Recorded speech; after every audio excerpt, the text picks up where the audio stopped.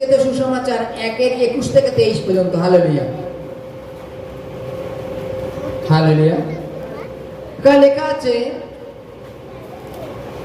আর তিনি পুত্র প্রসব করিবেন এবং তুমি তাহার নাম যিশু ত্রাণকর্তা রাখিবে, কারণ তিনি আপন প্রজাদিগকে তাদের পাপ হইতে ত্রাণ করিবেন। এই সকল ঘটিল যেন ভাববাদী দ্বারা কথিত প্রভুর এই বাক্য পূর্ণ হয়। দেখো, সেই কন্যা গর্ভবতী হইবে এবং পুত্র প্রসব করিবে, আর তার নাম রাখা যাইবে ইম্মানুয়েল।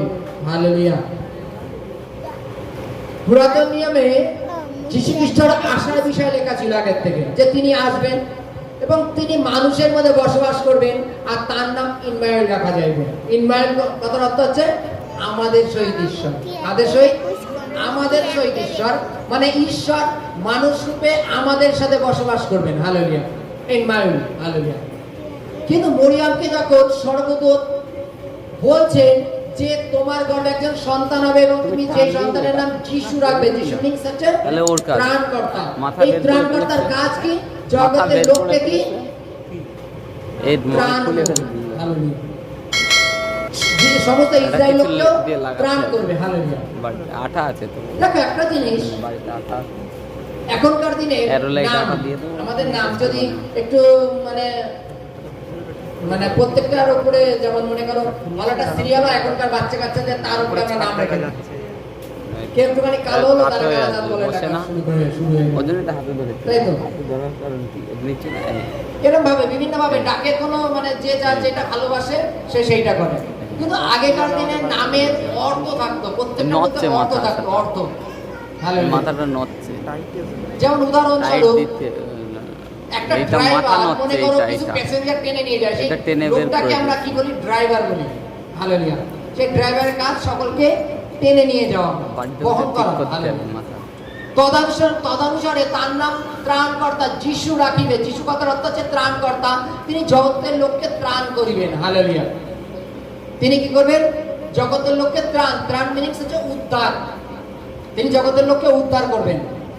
এবং তার বিষয়ে ভবিষ্যবাণী, যে মরিয়মকে স্বর্গদূত বলছে যে তুমি তার নাম যিশু রাখবে, আর তার যিশু কথার অর্থ আছে ত্রাণকর্তা, কেননা তিনি সমস্ত ইসরায়েলকে উদ্ধার করবেন। হালেলুয়া। এই উদ্ধার সম্বন্ধে আমরা কি বুঝি? হালেলুয়া। উদ্ধার সম্বন্ধে কি বুঝি? উদ্ধার সম্বন্ধে আমরা এটা বুঝি, যেমন উদাহরণস্বরূপ যে এখানে খুব আকাল পড়বে, চলো এখান থেকে পালিয়ে আমরা বোম্বে চলে যাই। বোম্বে খুব আকাল পড়বে, চলো ওখান থেকে পালিয়ে আমরা কেরালায় চলে যাই। আমরা এটাকে উদ্ধার বলি। যে কিছু বন্যা হলো, কিছু লোক এক জায়গায় ফেসে আছে একটা দ্বীপের মধ্যে, চলো একটা প্লেন হেলিকপ্টার নিয়ে গিয়ে ওখান থেকে কিছু লোক আমরা উদ্ধার করে নিয়ে আসি। হালেলুয়া।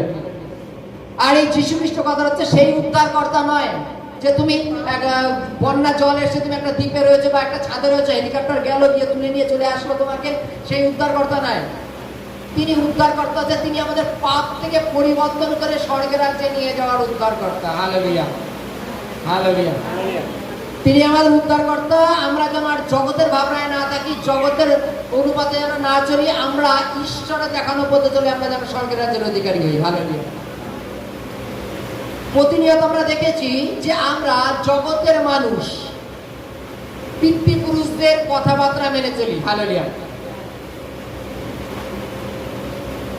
কেননা পৌল প্রেরিত অধ্যায়ে লিখছে যে ইহাদের অন্তঃকরণ আমার হইতে দূরে থাকে, তাই তো মনুষ্যদের আদেশ ধর্মসূত্র বলিয়া শিক্ষা দেয়।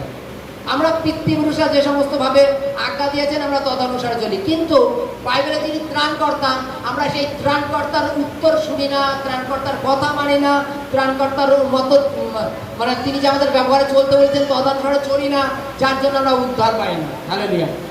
যার জন্য আমরা উদ্ধার পায় না। বাইবেলে কি বলছে? তার নাম ত্রাণকর্তা মানে উদ্ধারকর্তা রাখা যাবে, আর তিনি কি করবেন? জগতের লোককে উদ্ধার করবেন। আমরা প্রতিনিয়ত মনে করো আমরা পাপে ডুবে থাকি, সেই পাপ থেকে বের করে আনবার জন্য তিনি এসেছেন। হালেলুয়া। যেমন উদাহরণস্বরূপ বলি, মনে করো কোনো এক ব্যক্তি খুব খারাপ লোক, আর টেন্ডেন্সির লোক, তাকে আমরা কি করি? মেরে মেরে শুধরাতে পারি না। তাকে রোজ পারলে একবার করে অপারেশন করো, রোজ এক কাজ করে 8 ঘন্টার জন্য তাকে এক জায়গায় বসাও, চায়ের দোকানে হোক এখানে হোক বসিয়ে 8 ঘন্টা ধরে রোজ অপারেশন করো। কয়েকদিন অপারেশন করে দেখা তার মাইন্ড চেঞ্জ হয়ে গেছে, সে খারাপ পথ থেকে ফিরে চলে এসছে। হালেলুয়া। ত্রাণকর্তা। আজকে তদানুসারে জগতের লোক আমরা পাপী এবং আমাদের উদ্ধারের জন্য তিনি এসেছেন। তিনি আমাদের শিখিয়েছেন, কি শিখিয়েছেন? যদি তোমার দুটো জামা থাকে, যার জামা নেই তাকে একটা দাও। যদি তোমার দুটো প্যান্ট থাকে, যার নেই তাকে একটা দাও। যদি কেউ তোমাকে গালাগালি দেয়, অভিশাপ দেয়, তুমি তার জন্য প্রার্থনা করো। বাইবেল বলছে তুমি তোমার শত্রুর জন্য প্রার্থনা করো। হালেলুয়া। এই ভাবনাগুলো আমাদের মধ্যে ভরে দিয়েছেন। আমরা যে আগে পাপে চলতাম, আমাদের মধ্যে যখন এই ভাবনা চলে এসছে, তখন আমরা কি করি? পাপের থেকে বেরিয়ে আসি। তিনি আমাদের জন্য কোনো লাঠি তোলেননি মারার জন্য, যে তোমরা কেন শুধরাবা না, তোমাদের ত্রাণ করার জন্য আমি এসেছি, চল আমি তোমাদের লাঠি দিয়ে দিয়ে ত্রাণ করবো, এটা তিনি বলেননি। তিনি সুসমাচার দিয়ে ত্রাণ দিচ্ছেন। তিনি আমাদের বোঝাচ্ছেন, বাইবেলে লেখা আছে তোমরা প্রতিশোধ নিও না, প্রতিশোধ নিয়ে আমার কর্ম। হালেলুয়া। তোমরা প্রতিশোধ নিও না। যদি তোমার বিরুদ্ধে কেউ পাপ করে, কেউ অন্যায় করে, তোমার সমস্ত ঘটনা তুমি ঈশ্বর সদাবুর কাছে রাখো, যে ঈশ্বর ও আমার বিরুদ্ধে এই পাপটা করেছে, তুমি এর ব্যবস্থা করো। ঈশ্বর তাকে প্রতিশোধ নেবেন, তুমি প্রতিশোধ নিও না। যদি তুমি প্রতিশোধ নেও, তাহলে তোমার আর তার মধ্যে তফাৎ কি হলো? হালেলুয়া। তাই তো, তোমার আর তার মধ্যে তফাৎ কি হলো? হালেলুয়া। শঙ্করের ছেলে কাঁদতে কাঁদতে বাড়ি যাচ্ছে স্কুল থেকে। কেন কাঁদছিস? ওই পারে রাম আমাকে মেরেছে। চল তাহলে ওর মাকে বলে আসি বা বাবাকে বলে আসি। না, আমি ওকে মেরে দিয়েছি, ও কাঁদতে কাঁদতে বাড়ি গেছে। তাহলে বলার জায়গা থাকলো, দুজনই সমান হয়ে গেল, কে কার কাছে বিচার যাবে?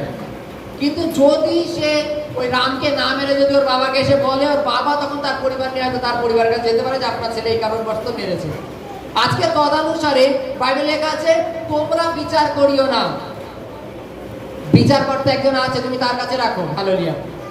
কেননা যদি সে পাপ করেছে, তার পরিপ্রেক্ষিতে যদি আমরা পাপ করি, তাহলে দুজনই সমান হয়ে গেলাম। বাইবেলে বলছে যে ত্রাণকর্তা তিনি উদ্ধার করতে এসেছেন, তিনি আমাদের সুসমাচার দিতে এসেছেন, আমাদের উদ্ধার করতে এসেছেন, যে পাপের পরিবর্তে পাপ করো না। হালেলুয়া। পাপের পরিবর্তে যদি পাপ করি, তাহলে তো দুজনই সমান হয়ে গেলাম। তিনি আমাদের লাঠি নিয়ে ত্রাণ করতে আসেননি, তিনি মারধর দিয়ে আমাদের শাসন করতে আসেননি, তিনি সুসমাচার দিয়ে আমাদের পরিবর্তন করতে এসেছেন, আমাদের মাইন্ডটাকে, আমাদের ভাবনাটাকে পরিবর্তন করতে এসেছেন। যে দেখো, যদি তার সাথে তাকে আমরা মারি, তাহলে সেই মারামারি সমানই হয়ে গেল। হালেলুয়া। হালেলুয়া। তার নাম ত্রাণকর্তা, ইনমানুয়েল রাখা যাইবে। পুরাতন নিয়মে তার বিষয়ে লেখা ছিল যে ইনমানুয়েল কথা হচ্ছে আমাদের সহিত ঈশ্বর, এবং তিনি আমাদের সহিত বসবাস মানসিক রূপে করেছিলেন। হালেলুয়া। হালেলুয়া।